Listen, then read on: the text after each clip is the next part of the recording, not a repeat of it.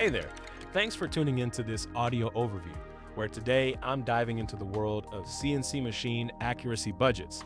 That's CMAB for short. Now, if you're curious about how manufacturers keep their machines running smooth and precise, you're definitely in the right place.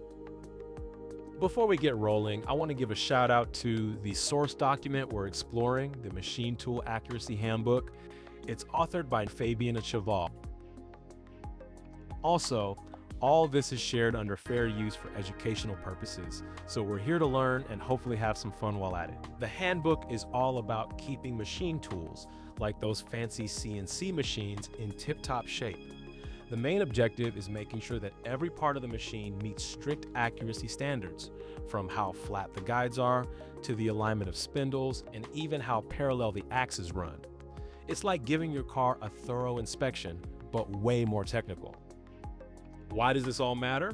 Well, it turns out keeping machines accurate is super important for producing quality components, reducing mistakes, and honestly saving both money and time. If you're in manufacturing, there's nothing worse than making a batch of parts only to discover your machine was slightly off, right? So stick with me, because we're about to break down the CMAB concept and some nifty tools engineers use to keep everything running without a hitch. All right, let's introduce what this CNC Machine Accuracy Budget is all about.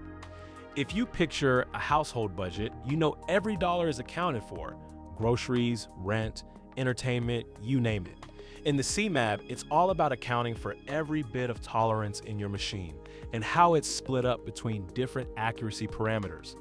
The idea is to manage and track how much error or slack each part of the system is allowed versus how close it actually gets to those limits. In practice, CMAB starts with collecting data for all the relevant machine parameters.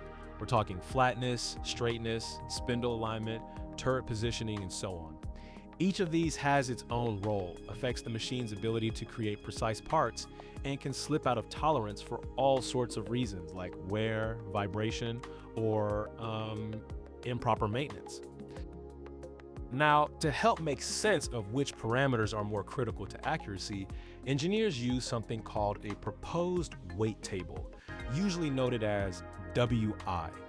This table assigns a weight to each parameter based on how much it influences the final product. It's a bit like giving grades to your subjects, where math might matter more than art for a math major. So parameters with higher weights are watched more closely. But how do you decide how much weight to give each parameter? Usually it comes down to experience, data, and sometimes simulation. If you find that spindle misalignment causes way more trouble than, say, guide surface flatness, you'd assign a higher weight to the spindle. That way, the maintenance team knows to focus extra attention there. This brings us to the Parameter Criticality Index, or PCI ranking. Basically, you combine these weights with other factors like how often a parameter fails, what's its history, or even how much it costs to fix if it goes out of tolerance. The result? You get a ranked list of parameters from most critical to least.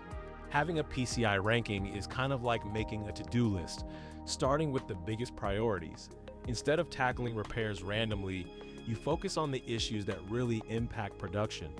It makes maintenance, quality control, and honestly spending decisions way more efficient. Let's dive into the next concept, tolerance consumption, RI equals MI over TI. So what does that mean in plain English? For each accuracy parameter, RI is the ratio of the measured deviation, MI, to the allowed tolerance, TI. If you're tracking spindle runout and the spindle has gone half as far as its limit, RI would be 0.5. Pretty much, you're always checking how close am I to pushing this component outside its safe zone. And here's the thing, when RI approaches 1, you're at the maximum allowed deviation. Engineers keep an eye on these numbers because once one parameter gets close to the edge, you could get machining defects, rejections, or even costly downtime. Now, you might ask, how do we visualize all these different RI values? That's where radar charts come in. A radar chart, sometimes called a spider plot, takes all the normalized parameter ratios and drops them into a single visually rich graphic. Each spoke of the radar chart represents one parameter, and the size shows how much of the tolerance is being consumed. Why bother with radar charts? Well, they're quick to read. You can see right away which parameters need attention and which ones are healthy. It's like having a dashboard for your car. All the critical numbers are in one place, and you don't need to check each component one at a time. All these techniques, from collecting data, creating weight tables, PCI rankings, to using tolerance ratios and radar charts, make accuracy management much more proactive. Instead of waiting for things to go wrong, manufacturers can spot issues before they become big problems. And that translates directly into reduced downtime, less wasted material, and higher reliability. Who wouldn't want that? Think about it. If your machine stops for an unexpected alignment issue, that's hours of lost production and plenty of headaches. But if your team checks PCI rankings and finds that the spindle is critical and nearly maxed out on its tolerance, you can plan maintenance ahead of time and avoid disaster. There's also a strategic angle to this. CMAB isn't just about machine health. It helps prioritize investments, guides training efforts, and supports evidence-based decision-making. If you know which parameters matter most, you can put your resources where they'll make the biggest impact. Now, let's circle back to the Machine Tool Accuracy Handbook for a second. It talks about using international standards like ISO, ANSI, and JIS for accuracy testing. These standards provide detailed guidelines for evaluating dimensions, but integrating them into CMAB helps ensure every measurement counts and fits within your accuracy budget. And let's not forget equipment. Testing tools like the ball bar from Renishaw, for instance, are crucial for measuring machine errors in real time. They feed data straight into your accuracy budget, making everything visible and measurable. Finally, the handbook highlights the outcome of keeping track of these parameters. You cut down time, reduce costs, boost reliability, and lower rejection rates. The CMAB framework just brings all these pieces together in a practical, organized way. So to wrap this up, let's recap the journey. CMAB offers a structured, smart method to manage machine accuracy by tracking parameter tolerances, weighing their importance, and visualizing their health. It keeps manufacturing on track and reduces unexpected issues. The Machine Tool Accuracy Handbook lays out the technical tools and principles behind all of this, standards, measurement methods, and why accuracy matters big time in manufacturing.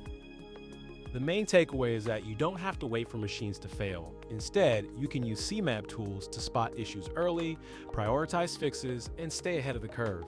It's proactive, not reactive. If you're in the field or just interested in machinery, consider how a radar chart or PCI ranking might help you make smarter decisions and get more out of your equipment.